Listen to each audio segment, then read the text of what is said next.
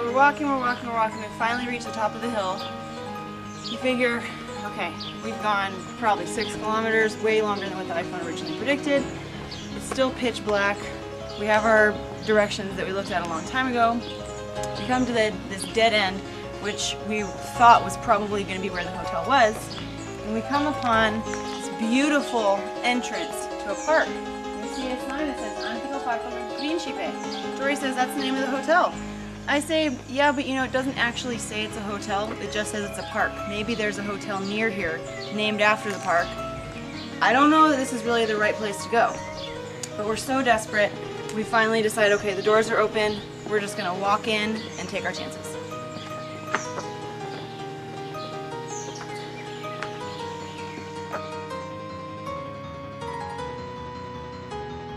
So, we start walking through this beautiful park. We're just following the lights. We've been so desperate to find any signs of life in this dark, quaint little town that we just assume, well, there's lights up ahead, this must be our hotel. So we walk up, we see this beautiful, grand, old castle. And we're just thinking, wow, that's so cool. They rent out rooms in this old castle and this is where we get to stay.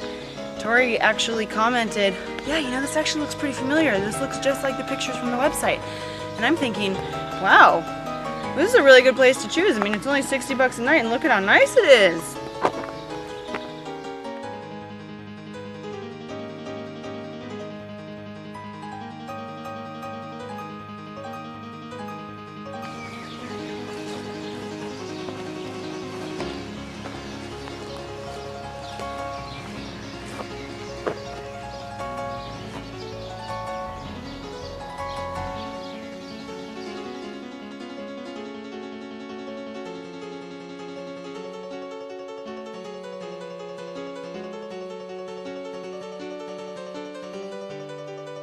So we walk up, go inside the big, bright, open doorway, and it's totally deserted. We walk around, try to open some of the doors, go up to what looks like the office. Elevator doesn't work. So we're like, okay, let's walk around a little bit. So we make our way around, walking around the grounds. You can hear someone inside one of the guest rooms with the TV on, but we don't want to disturb them. Walk around some more and we're like, great, so we got here, but we're too late and they're closed. What are we going to do? So we're weighing our options. Tori tries calling them, and the phone number doesn't work. He uses the last little juice in his iPhone. We try to look up another phone number. He figures it out, calls it, it's a fax. I walk around, try to see if I can open up any of the other doors. Very mysterious, almost ghost-like quality to the whole place because it's totally deserted. We eventually turn on my phone to see if we can figure out anything else. Nothing's working. And I keep telling him, you know, according to the iPhone directions, we were supposed to make a right at the dead end. We never actually did that. We came in here, which is clearly a park. It doesn't actually say anywhere that it's a hotel. We walk all the way around, we find this big sign, there's a huge map. I'm trying to translate everything from Italian that I can. Again, it doesn't say anything about a hotel, it just says castle. So we start walking back. As we're walking down, a car pulls up, it's speeding really fast, and we try to wave it down. The driver waves at us, it doesn't stop. So we come all the way back up the hill to follow it, the car disappears, and then we notice this cute little garden. These 2 older people, and we ask them very politely, "Scusi, parliamo, parliese?" And this very sweet old woman comes down, and I speak a little bit of Italian, she speaks a little bit of English. She explains this is not the hotel, that in fact, this is the castle that the hotel is named after, but we need to walk down the road, just like I had said, maybe 300 meters, we're going to find it, and that's what we did.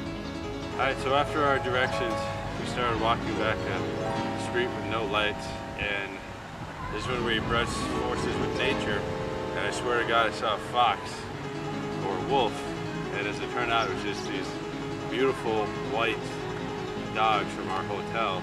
And they came out and greeted us and showed us the way to go in the dark, right up to the hotel, and then made us rub them as they had them. Alright, so after we got to the hotel, I had to go get the car. So I do that entire walk back in the dark after midnight to get the car. And then I'm in my flip-flops still, and I kind of jog, I try to make it fast. I found a little deli that's got some food, grabbed some bottles of wine, some paninis, and head back out. And I go down this one route. It's like, is this where we parked? And I was like, I don't think it is. I went up there. I was like, obviously this is not where we parked. Came back down. Saw some old ladies. They said Buonasera. I said Buonasera back to them. And then I was like, this is definitely where we parked. Went up the street. I was like, this is a one-way street. It's obviously where we parked. Going up the wrong way. And there I see the handicap spot and a silver car where my blue car is supposed to be. And I'm like, no freaking way. They towed me already and someone's parked in front of my space. So I just, for my first time, that's when I lose it. I start freaking out. I just start walking around like, maybe they just moved it somewhere close. And I started pressing the button everywhere, like, where's my car? Where's my car? Now I'm trying to look at the signs, see if it says something about who towed it. There's nothing. Keep pressing the button, and I notice the silver car, its lights are going off. I'm like, oh my gosh, the French. They just make every car work? I'm like, no, that doesn't make any sense. I get closer, sure enough, the silver car was our car. When we were in Mykonos, we had the same exact car, but blue.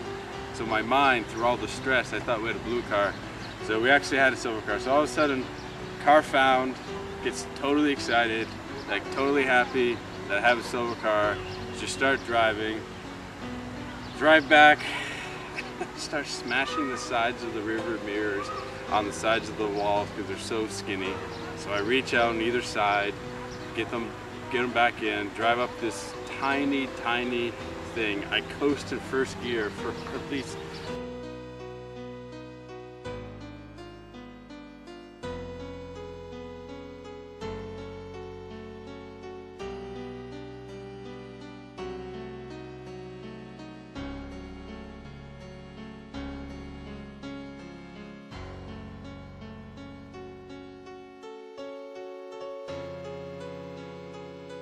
Alright, so most of the drive is fine.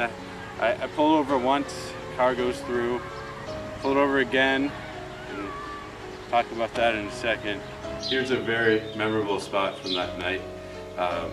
Right up the road, as I'm driving, a car comes and there's two cars parked and there's barely enough room for one car to go through. So I pull over, let the first one go through, and then now I'm parked on a hill.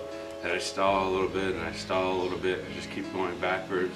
And then another car is coming, and my back end's blocking the road, so I'm like, all right, now I really have to do it. And I just start, and boom, just start going backwards, stall again. Now he's honking at me, so my best idea is just go in reverse, pull into this driveway, let him go through, and then I'll pull out. So as I pulled out, so once he went through, I started going and just kept going backwards and backwards and backwards. It's getting very close to this wall. It's like, how am I going to do this without damaging the car or this wall? So, trying to be clever, I rolled as slowly as I could backwards until my bumper was leaning against this wall. And I just started like I wasn't on a hill. Off I went. And then we make it back to the hotel, drink our wine, and just be thankful that we made it.